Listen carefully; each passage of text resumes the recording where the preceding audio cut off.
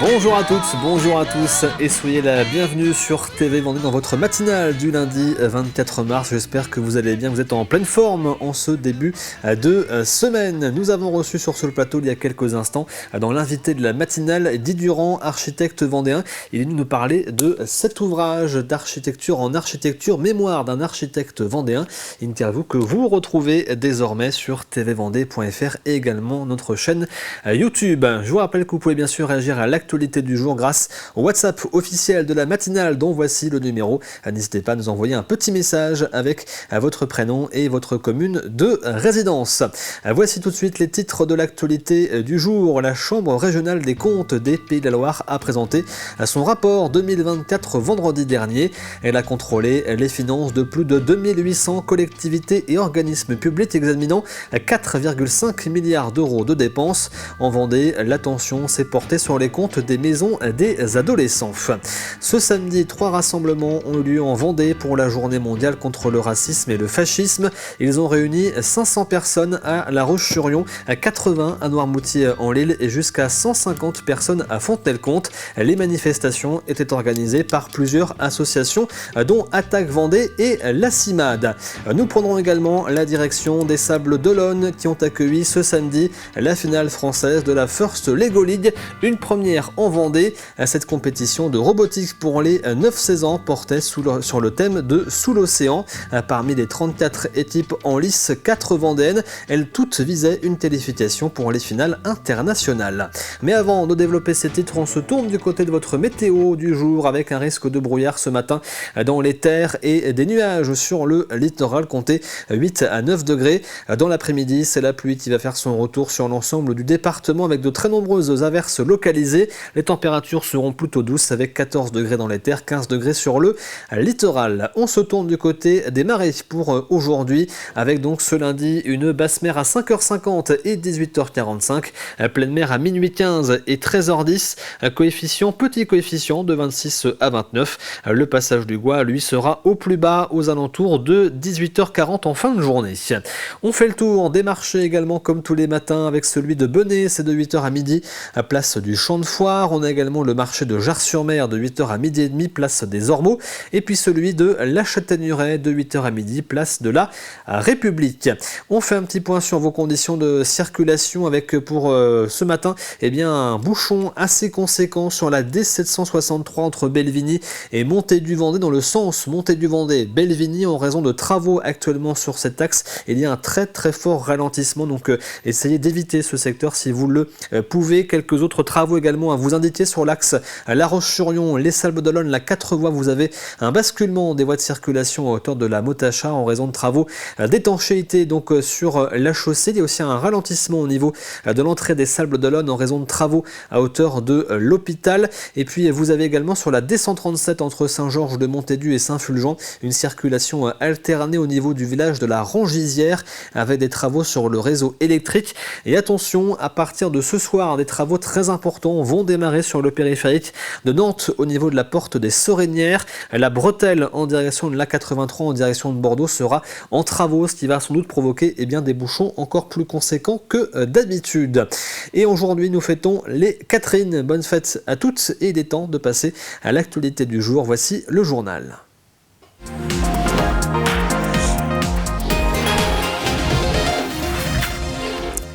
La Chambre régionale des comptes vient donc de publier son rapport d'activité pour l'année 2024, un rapport officiellement présenté lors d'une audience solennelle vendredi dernier.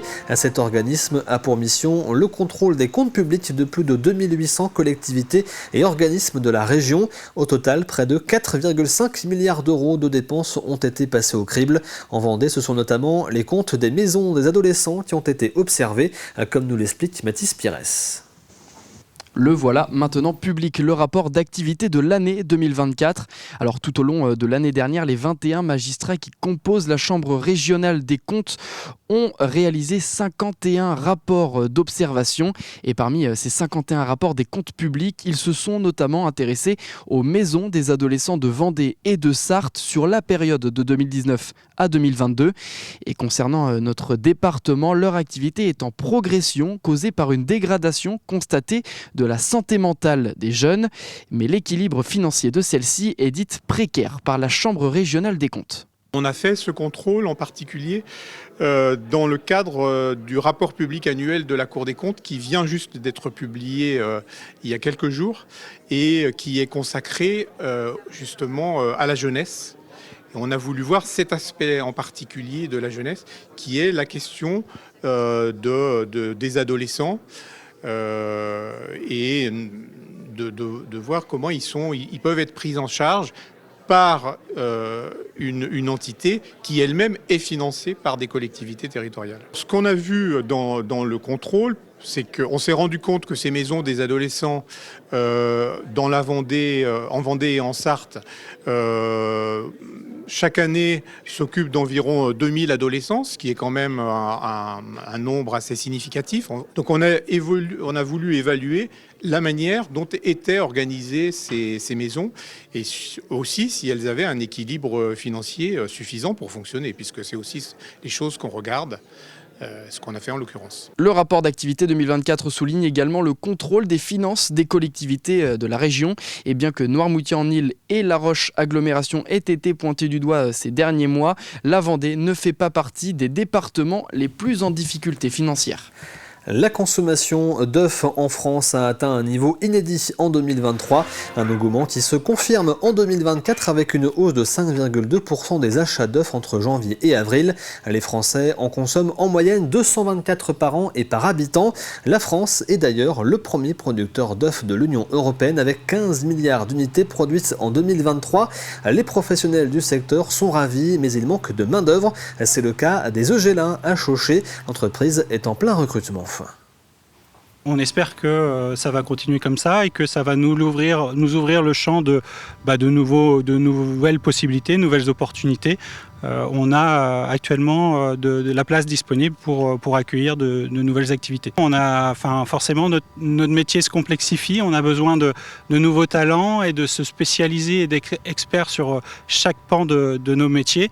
Et pour ça, effectivement, il faut aller chercher les connaissances là où elles se trouvent. On l'observe cette année par rapport à l'année dernière, et c'est quelque chose qu'on observe aussi depuis ces 3 dernières années. On observe une augmentation de la consommation des œufs de manière générale. L'inflation est probablement la cause principale, mais on revient aussi par le cuisiner à la maison sur une utilisation de l'œuf qu'on avait peut-être un petit peu perdu. Donc l'œuf, c'est un produit vraiment simple à utiliser et qui est quand même un ingrédient dans beaucoup de recettes. En termes d'accessibilité de prix, c'est quand même la protéine animale la moins chère du marché. Ce samedi, un appel avait été lancé pour manifester dans le cadre de la journée mondiale contre le racisme et le fascisme. En Vendée, 3 rassemblements ont eu lieu avec 500 personnes à La Roche-sur-Yon, 80 à Noirmoutier-en-l'Île et entre 100 et 150 personnes à Fontenay-le-Comte. 3 manifestations à l'appel de différentes associations vendéennes. Je crois qu'on n'a pas fini parce qu'en plus on a actuellement des gens qui dirigent la France, qui dirigent l'Europe, un peu partout. L'extrême droite est en train de prendre du pouvoir. Il y a une ambiance, une atmosphère politique générale qui est plutôt inquiétante, qui vise à cibler les personnes issues de l'immigration, soit par des lois, soit par des propos, soit par toute une série d'attaques, de violences de la part de groupes d'extrême droite, par exemple. Donc oui, il y a urgence à se mobiliser contre le racisme. La première pierre du futur centre parental Vista a été posée à Chaland. Ce sera le tout premier en Vendée. Ce projet est porté par l'association Vista avec Vendée Logement et le soutien du département et de la ville de Chaland. Il proposera 7 logements et des espaces collectifs de vie. L'objectif est d'accompagner les familles fragiles orientées par l'aide sociale à l'enfance et les aider à retrouver leur autonomie. Un projet qui s'élève à 2,5 millions d'euros. Il s'agit d'accompagner les parents qui sont en situation de fragilité affective, qui sont un peu perdus, moi quelquefois d'ailleurs très perdus. Plus les liens affectifs sont garantis, sécurisés, et plus nous avons ça renforce la possibilité pour les personnes de mieux s'insérer dans la société. C'est ça l'intérêt. Il s'agit d'un petit collectif. On a un rez-de-chaussée et 2 étages supplémentaires sur lequel, donc, au rez-de-chaussée, on aura des espaces de bureaux avec un T2 avec accessibilité PMR. Et sur les 2 étages supplémentaires, on aura donc 6 logements T3 avec une architecture plutôt contemporaine, avec la nouvelle réglementation environnementale. Et on a souhaité avec l'architecte et Vista que cette architecture soit aussi dynamique et chaleureuse pour qu'ils puissent s'accompagner dans le tissu urbain. Direction les Sables d'Olonne maintenant, la ville accueillait ce samedi la finale française de la First Lego League, une première en Vendée. Cette compétition internationale de robotique est destinée aux jeunes de 9 à 16 ans. Ils ont pour mission de résoudre des problèmes scientifiques en créant des robots Lego. Le thème de cette édition était Sous l'océan. 34 équipes, dont 4 vendéennes, se sont donc affrontées avec comme objectif de se qualifier pour les finales internationales. Reportage d'Alix Lanos. À un moment, on regarde et la dame elle fait « Ah, ça se voit, vous êtes une équipe qui s'entend bien » et là je la regarde. Ce groupe de collégiens de Lille vient de défendre son projet devant un jury d'experts. Comme eux, 34 équipes venues de toute la France se sont présentées à cette finale nationale de la First Lego League Challenge aux Sables d'Olonne avec des projets sur le thème de l'océan, tous plus innovants les uns que les autres. Notre projet évite les animaux marins, c'est-à-dire qu'on aura un signal, on va savoir qu'il va une baleine et on va pouvoir la contourner. Ce qui protège les animaux marins et le bateau. Alors nous, notre projet, c'est de ralentir les tsunamis avec de la maïzena. On veut éliminer la taxifolia, donc c'est une algue tueuse en Méditerranée, parce qu'en fait elle étouffe les posidonies. Du coup on aimerait l'enlever avec des rayons UVC. Des projets qu'ils ont exposés pendant une trentaine de minutes devant des experts de la robotique et du numérique qui leur attribuent des points selon une grille de notation. Il y a une bonne démarche aussi. Ouais. Pourquoi ils en sont arrivés là? C'est quoi leur projet? C'est quoi leurs idées? C'est quoi la problématique? Est-ce qu'ils ont cherché si ça avait déjà été fait? Est-ce qu'ils ont vraiment, eux, à nous proposer? Autre épreuve du concours, imaginer et programmer des robots constitués de briques de Lego intelligentes, capables d'accomplir des missions liées à la protection des océans. Ils ont un set de base, ils peuvent choisir n'importe quelle brique de Lego électronique. Et derrière, ils doivent agrémenter avec tout ce qu'ils peuvent pour faire des missions. Ils ont les missions qui sont données et derrière, ils doivent la réaliser, peu importe comment ils trouveront et peu importe l'idée qu'ils auront. Les équipes s'affrontent lors de matchs et récoltent là encore des points. Ils doivent relever le mât sans le faire tomber en arrière et ramasser un coffre au trésor qui leur rapporte 50 points en tout. La programmation, l'innovation, mais aussi l'esprit d'équipe et la collaboration étaient indispensables au bon classement dans cette finale nationale. 3 équipes de Rennes, Vichy et Rezé se sont ainsi qualifiées pour les finales internationales qui auront lieu à Long Beach, Houston, Boston, Corinthe ou Le Cap. La 45e édition de la mi-carême de Talmont-Saint-Hilaire s'est déroulée sous la pluie, mais dans la bonne humeur malgré tout ce week-end. Les Talmondais sont venus nombreux admirer les 11 chars qui avaient rendez-vous place du Perret, avec des invités d'exception qui étaient aussi présents pour l'occasion, comme l'acteur Lucien Jean-Baptiste, la championne de webski Océane Lucas ou encore le skipper vendéen Benjamin Dutreux. Avec un thème libre cette année, chaque équipe pouvait laisser libre cours à son imagination dans la création des chars. Certains représentaient donc les univers de Disney, du Vendée Globe ou encore des Vikings. Malgré le temps, je suis impressionnée du nombre de gens qui se sont déplacés pour voir ça. Donc chapeau les Talmondais. C'est beau, j'aime bien ça. Ils sont très bien faits, il y a plein de fleurs. Waouh, je suis époustouflée. Je trouve que ça fait vraiment plaisir de voir que toute la population de la ville et surtout les jeunes font partie du spectacle. Ça me fait vraiment plaisir. Et c'est du travail, on voit les bénévoles qui font ça, chapeau. Hein. Ils sont fantastiques, ils ont bien fait là. C'est trop bien. Moi j'adore. C'est super, comme chaque année. Bon, il y a la pluie malheureusement, mais les enfants sont contents, puis franchement c'est magnifique. C'est très joli, de plus en plus beau. On a quand même une préférence pour Walt Disney là, hein. Ah bah oui, hein. Je suis très contente d'être talmondaise et de voir qu'en effet, on fait perdurer des manifestations comme ça, soi-disant pour dire au revoir à l'hiver, un peu difficile, mais bien. Moi, j'ai toujours connu ça. On regarde ensemble votre météo de la matinée maintenant avec des nuages qui sont encore bien présents sur l'ensemble de la Vendée. Des averses sont également possibles dans le sud du département et il y a un risque de brouillard du Pays Lyonnais jusqu'au nord de la Vendée. Le vent de nord-est souffle autour des 20 km/h. Côté température, comptez 8 degrés à Montée du Vendée, la Châtaigneraie, La Roche-sur-Yon, les Sables d'Olonne et la Tranche-sur-Mer, 9 à Fontenay-le-Comte et Châlons et 11 degrés du côté de l'Île-Dieu. C'est la fin de ce journal, il est temps de passer aux résultats des sports du week-end.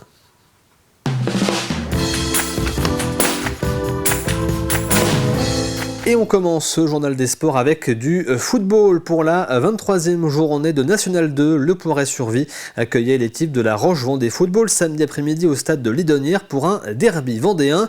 Les Lyonnais se sont imposés sur le score de 3-0 avec un premier but sur un penalty de Mathieu Villette dès la 2e minute.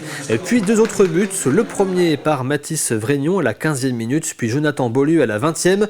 Le Vendée Poiret Football s'incline donc 3-0 et reste dernier du classement. La Vendée Football maintient ainsi sa 12e place. De leur côté, les Herbiers sont actuellement 7e au classement après s'être inclinés 1-0 face à Locminé vendredi soir.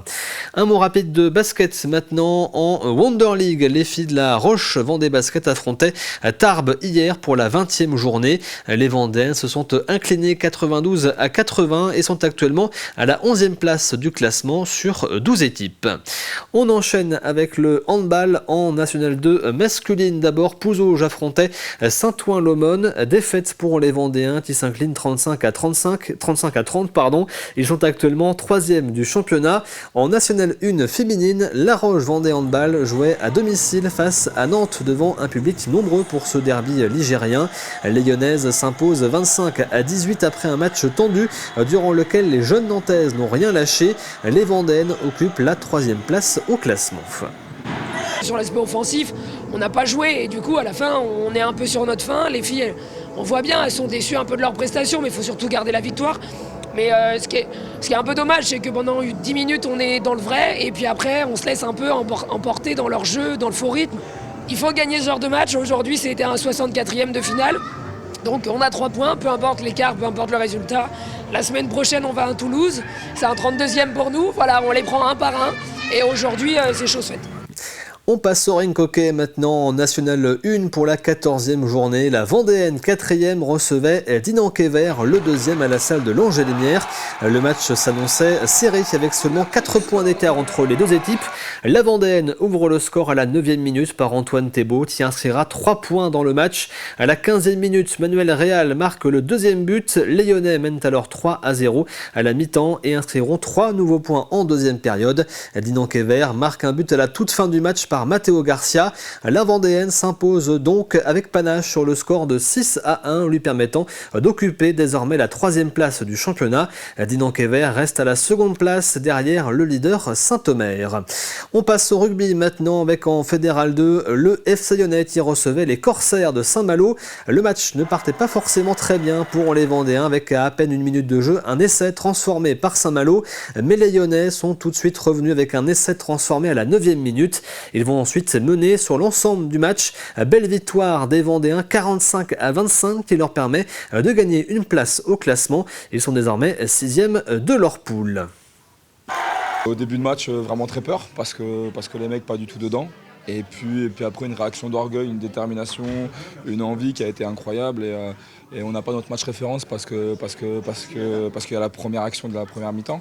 Mais sinon sur le reste, sur l'engagement, sur tout ce que les mecs ont donné, franchement c'est un grand bravo aujourd'hui. Sur l'effectif, là on a 3 gamins qui ont 18-19 ans, qui sont formés au club et qui sont donnés comme des fous. Le petit Vin qui est rentré formé au club, pareil, il marque 2 essais sur 2 ballons. Donc ça c'est une vraie fierté, donc c'est simplement ça qu'on doit retenir. On termine avec un mot de cyclisme puisque hier se déroulait la Bernaudot Junior International, épreuve que vous avez pu suivre en direct sur TV Vendée. Une épreuve de référence mondiale pour les jeunes. 33 équipes dont une dizaine étrangères ont pris le départ à La Roche-sur-Yon, à direction Terval et plus précisément La Tardière. Et c'est un coureur belge qui s'impose après une échappée solitaire de 43 km. Il s'agit de Édouard Kless du CC Chevigny. Il gagne devant l'un de ses compatriotes, Cass De Smetter, et la 3e place revient à Johan Blanc de l'équipe de Toulouse. C'est la fin de ce journal des sports. On passe tout de suite au plus de l'info.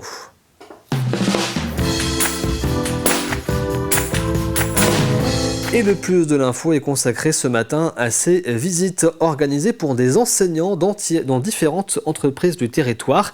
Un moyen pour eux de se plonger dans les possibles futures orientations de leurs élèves.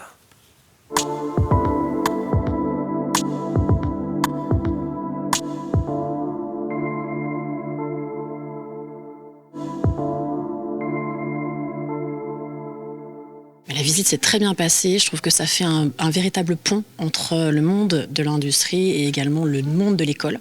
Deux lieux qui sont totalement divergents, mais c'est important de les rapprocher. C'est surtout qu'on va répondre à une demande des élèves qui sont de plus en plus soucieux de leur avenir et puis de ce vers quoi ils vont aller, leur orientation.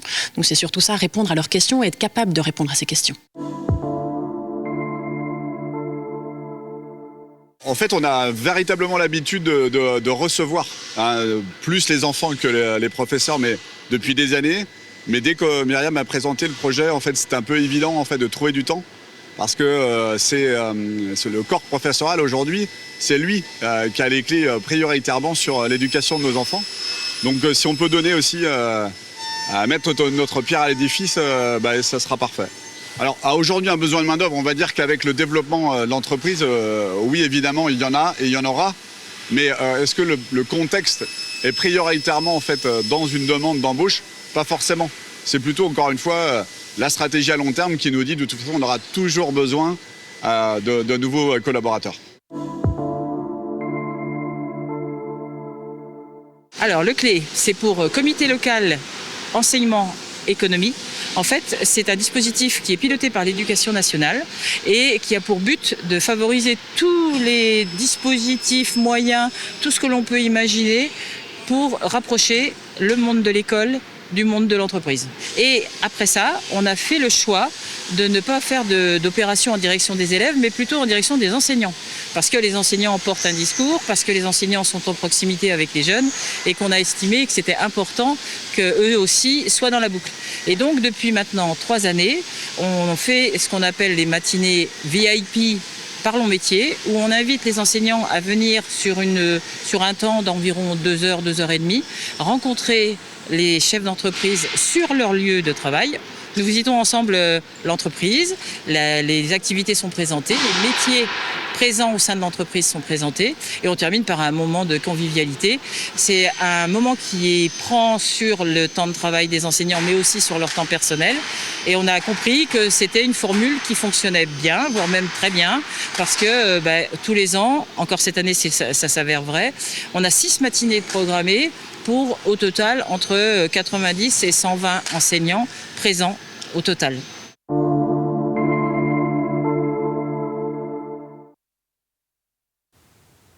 Et voici pour ce plus de l'info, on passe tout de suite à l'extrait du jour.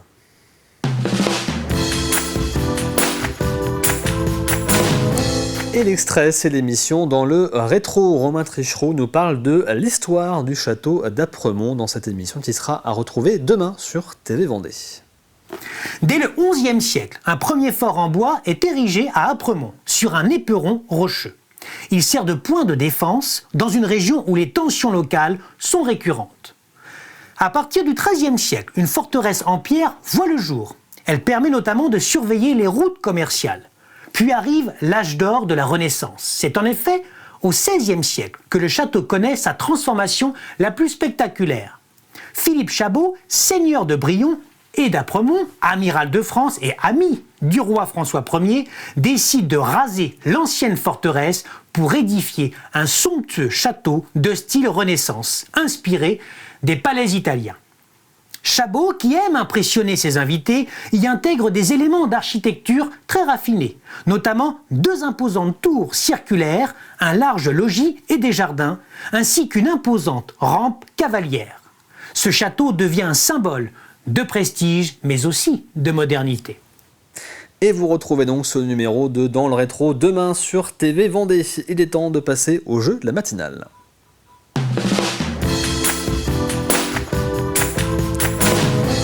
Et avant de passer à la question de cette semaine, bravo à Jean-Claude qui habite à Saint-Révérend, qui a remporté le jeu de la semaine dernière. En donnant la bonne réponse, on cherchait le nom d'une actrice française. Il s'agissait de Alexandra Lamy. Il repart donc avec ce panier garni d'une valeur de 50 € offert par le restaurant Le Casse-Croûte vendéen. À gagner cette semaine dans le jeu de la matinale, un pack annuel famille pour 4 personnes, 2 adultes et 2 enfants, d'une valeur de 150 € offert par le parc de Pierrebrune. Voici la question donc de cette semaine dans l'émission Dans le rétro diffusée la semaine dernière. De quel symbole Romain Tricheroux nous parle-t-il? Et voici le premier indice de la semaine. Ce symbole représente un territoire. Je répète cet indice, ce symbole représente un territoire. Vous retrouvez bien sûr la question de la semaine et l'ensemble des indices jour après jour sur tvvendée.fr et vous pouvez aller pourquoi pas fouiller dans cette émission Dans le rétro pour tenter de trouver la bonne réponse, mais je ne vous en dis pas plus. Nous arrivons donc maintenant à la fin de cette matinale. Merci à vous de l'avoir suivi. On se retrouve bien sûr demain à partir de 7h et l'actualité revient à 12h30 avec le journal présenté par Aurélien Huard et vous retrouverez également Aurélien ce soir pour 85 chronos avec l'ensemble des résultats sportifs des équipes vendéennes durant ce week-end. Très bonne fin de journée à vous toutes et à vous tous et à demain.